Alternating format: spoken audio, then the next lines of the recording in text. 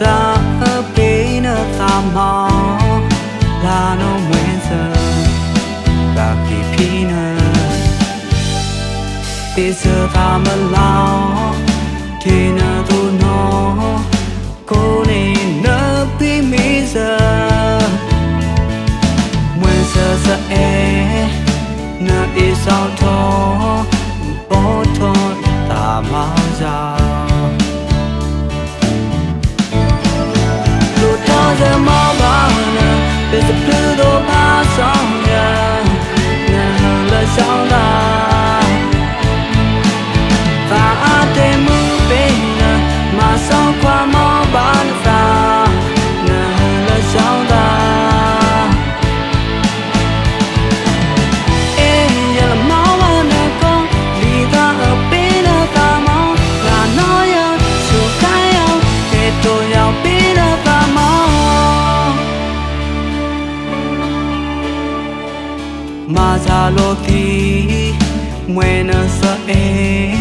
là nó dâng nè nè tao xa là ô cho luôn lâm quê mà sống quá ta chúng tôi đã là ô ta biết sao muốn ghi nơi sợ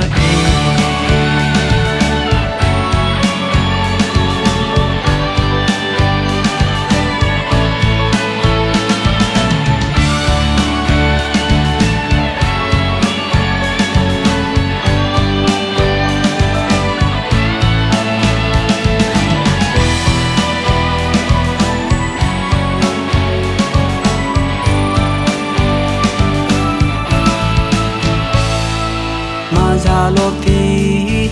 nguyên sợ ê là nó dần nè áo nè tao xa là ô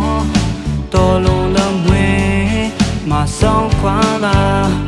đúng tôi đã là ô và mê sao muốn ghi nợ sợ ê rồi thôi giờ